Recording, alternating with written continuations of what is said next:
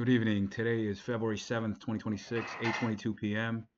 My name is Ethan, and welcome to AMC Lawsuits and Justice, Project Popcorn, the Scheme. Tonight, I want to give you notice with regards to the Robert Simons versus AMC Entertainment lawsuit that the attorney Frank Iacuno got back to me via text. But before we go into the text message, it was a simple one. For those who haven't watched recent videos, if you go to the channel, go to videos. This is the first video with regards to this playlist tracking the lawsuit. If you watch the video and you go into the case 20, if you go into the summary, you could find there's three hyperlinks. One is to track the lawsuit. You could track it on Pacer Monitor. I'll open it up, and then there's a link, who is Frank Iacuno, the attorney. I'm going to open that link as well. And then finally, there's a document saved in the cloud, which is the operative complaint. We'll go over it quickly for those who want to read it. Let's go with the first tab that I opened. This is the lawsuit. You could go to pacermonitor.com, type in the docket number or the case, which is Simons versus AMC.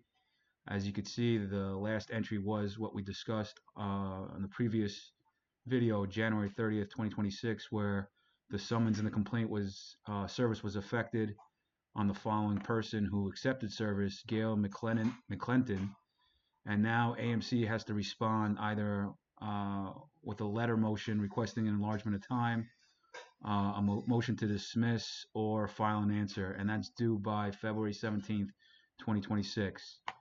You could see who Frank Iacuno is. As you can see in the thumbnail, a photo of him. Let's go back again. This is who the gentleman is. You could put a name to a face right here. And you could see I don't think he's a practicing attorney, although he is filing this lawsuit, but I don't think he practices much. I think he's filing this lawsuit, or he also intervened in Delaware because he had a stake in AMC. If you recall, we went over it. I think he had a put position on APE, and he was long AMC, and he was hoping for the settlement to go through so he could be profitable in the trade. So anyway, he went to Harvard. This is where he practices, allegedly in New York. This is the address and his phone number. At the end of the day, I used this phone number that was also saved on the docket, which is Simons versus AMC. You can go to parties, and his contact info is saved there. So I placed a call and text, and we'll go over that shortly. Let's just finalize. This is the complaint.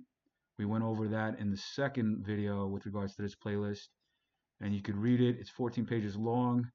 You could see what the cause of action's for. There's jurisdiction and venue. Then you could see in, I think, number 18, averment. It goes into the factual background, tells the story and why he's filing suit. And then finally, you could see what the damages are seeking. I think it's $175 million based on what AMC got, because his argument was AMC made the representation that both AMC and APE were 1-for-1 equal. Then how come APE didn't get rewarded with damages as a result of the class action lawsuits in Delaware? At the end of the day, he does have one cause of action. I think it's for violation of Section 10B and the exchange and Rule 10B-5. He's saying that AMC made misrepresentation. You can watch the video. We go over these allegations, and these are all the elements. You need Sinter for fraud.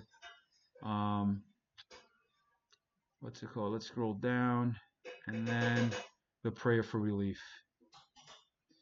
So now let's go over. I reached out to several other shareholders I'm friendly with to reach out to him. Let's go down to his now text. As you can see, I reached out to him in good faith on December 30th of 2025 at around 10:09 a.m. This is after I left him a voicemail. So first I left him a voicemail, then I texted him. I said, Frank, it's Ethan. Call me when you get a chance. Later in the afternoon, I said, what's the story with the class action lawsuits? So an hour and 25 minutes later, I sent this text. Then I waited the following week. I said, what's the story with the class action lawsuit? And then I said to him, if I don't hear from you, I will file a letter with the court. And then tonight at around 7:35 p.m., he said, I received your messages. As of now, I can't say anything more than what the complaint is about. And that's where we're at today. Another couple shareholders that I'm friendly with got the same message a couple minutes later after I received it. So that's where we're at right now. Now, mind you, the reason I reached out is because the judge instructed him. Let's go back to the docket. Docket entry number 7 and 8. 7, he didn't comply with the order of judge's instructions by a deadline. So she then set a new deadline for him to publish the class action lawsuit and give people, the other ape holders, notice that a class action lawsuit was filed. Anyway, I will patiently wait and track this lawsuit and give people updates. That's it for today. Enjoy tomorrow if you're watching the Super Bowl. Let's go Seattle Seahawks. Good night.